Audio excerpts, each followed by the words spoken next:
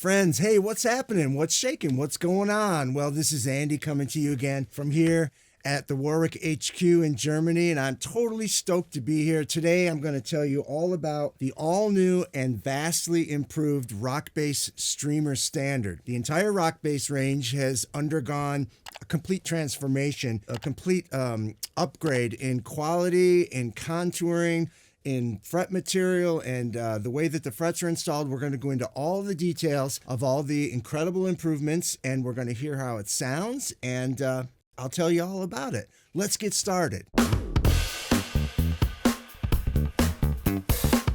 The streamer body shape is probably one of the most iconic of all the Warwick body shapes. I happen to own 3 of them personally. It's one of my favorites. The important thing to know about the new streamer instruments coming from the RockBass range is that they're now more curved. The carving and the curving, the body curving, everything is done in a more sexy way than ever before for the RockBasses. So it's getting a little bit closer to the kind of contouring of the actual German streamers. This particular one is made from Carolina. It's a Carolina body, and it has this beautiful matte black finish, this sinister matte black finish. This one's got a 3-piece laminated maple neck with Ikonga stringers. So anytime that you have a laminated neck, that's always going to be 10 times as strong as a single piece of wood. The new things, though, are within the fingerboard, the frets, and the fret material. Okay, so it's a wenge fingerboard, which is an incredibly cool wood that Warwick has been using for decades. In terms of characteristics,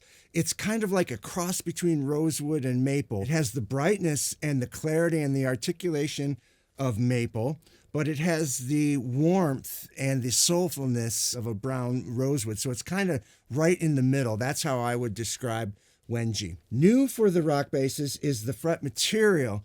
It's a brass alloy, and they have the nicely rounded ball ends on it. And it has the IFT, which is the Invisible Fretwork Technology. Historically, you would, when you were installing frets into any fretted instrument, you would cut slots into the fingerboard wood, and then you would press the fret in, and the slot would be cut all the way through the edge of the fingerboard. With the IFT, the slot is only cut internally on the inside of the fingerboard, so they don't extend all the way to the end. This is a huge factor because it makes it so that there's no possibility of what we call fret sprout, where the wood shrinks but the fret stays the same size and they eventually become sharp and you can feel them. That will never happen on these. The other thing that's cool about these is that they have the luminae, glow-in-the-dark side position markers. In normal lighting, they're just white and you can see them really well. When it becomes dark, they glow with a greenish color. Now, in terms of the electronics, moving down to the body here, this bass sounds totally killer, and I attribute it primarily to the pickups. These are the MEC passive vintage humbuckers. They have a big fat sound and active electronics, okay?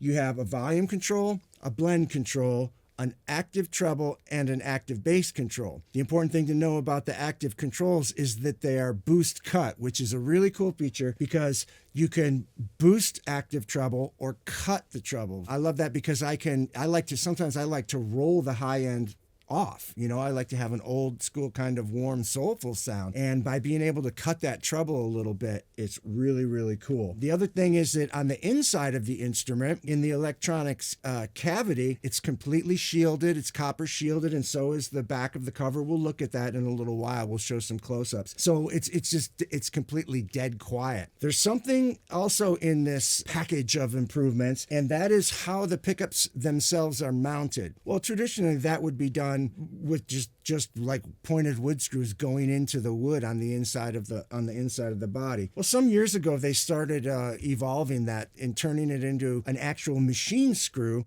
that threads into a brass insert that's in the body. But what Warwick has done has improved that system one more notch by making the brass insert that's inside the body actually threads into the wood, and then the machine screw threads into that. All right, let's move up to the headstock and I'll tell you about all the cool stuff that's going on up here. We have the Tudor Just-A-Nut 3 adjustable nut system. This enables you to raise and lower the nut using 2 little set screws. It enables you to really fine tune the setup down here in the lower region of where you're playing, these first 5 or 7 frets up in here. It really makes you able to dial that in and adjust your string height not only from the bridge, but also from the nut. And then we have the truss rod cover, which is quick access, which is a really nice feature. You don't need to take the truss rod cover off by removing any screws or anything. You just pop that off, get in there, make a quick truss rod adjustment with your Allen wrench, and put it back on, and you're done. Moving down to the other end of the instrument, we have the 3-dimensional 2-piece bridge system. This is really cool, and just about all the Warwick basses have this system on there. It's all about being adjustable in every possible way. When I say that, I mean, you can, of course, move the saddles forward and back to fine-tune your intonation. You can raise and lower each saddle to follow the radius of the fingerboard. You can even loosen these set screws, and you can slide the saddles up and down, and you can either open up your spacing or tighten up your spacing a little bit, meaning the distance between the strings. And then you have 4 points that raise and lower the bridge. So you can raise it, you can raise the front, you can raise the back, you can raise the side on 4 points. It moves in every direction. This is a really cool feature. And also, just like the saddles, there's 2 locking set screws on either end of the bridge. And once it's set, it's not going anywhere. All right, so like I mentioned at the beginning, there's a lot going on inside the electronics cavity now that we need to be sure that you know all about. I mentioned that it has the copper shielding. The whole entire cavity is copper shielded. And another very cool thing is the electronics cavity cover is quick release. So you just take and pop it on there and it clicks right in. If you need to take it off again, you just grab it and remove it. And it takes only a couple of seconds and you're in there to change your battery and done.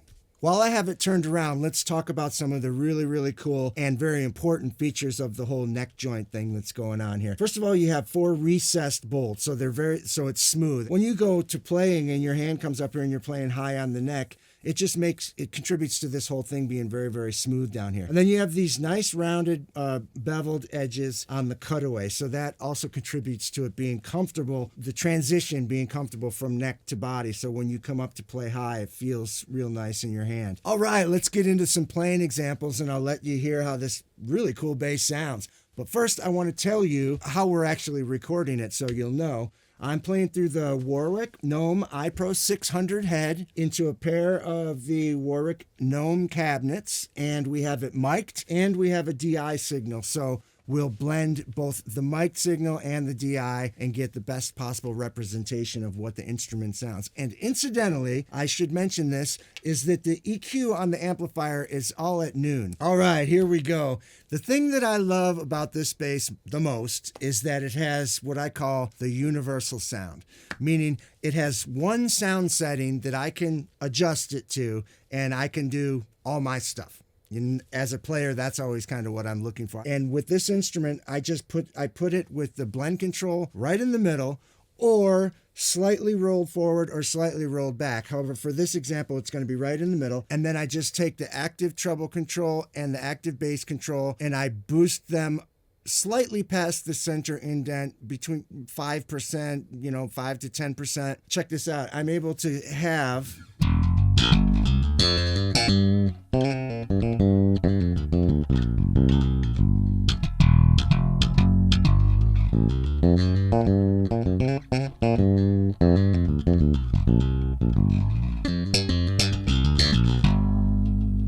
I don't need to have a different setting for when I switch to a slap bass sound as I have when I play with my fingers.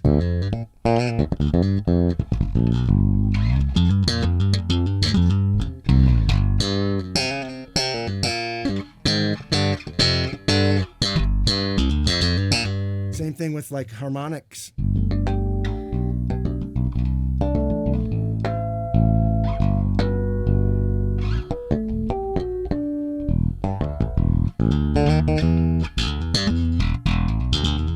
Same thing for like doing old-fashioned kind of.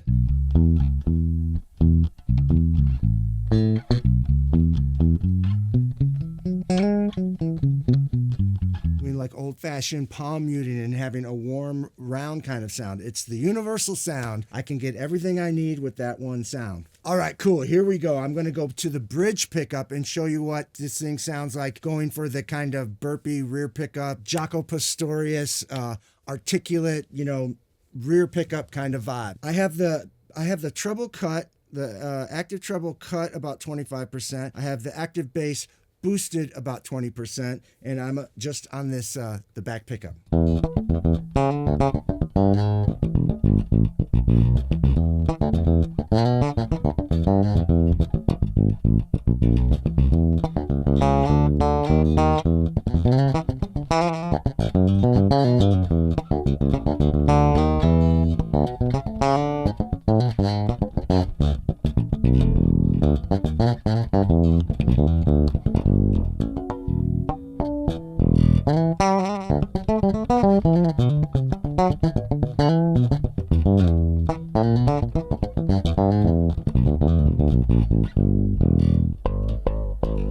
All right, and for the last example, I'm going to go to just the neck position pickup. Again, I have the bass control boosted some and the treble control cut a little bit. And this is kind of where if I'm playing like R&B and soul and what I call old-fashioned music, but this is kind of the sound that I would definitely be going for.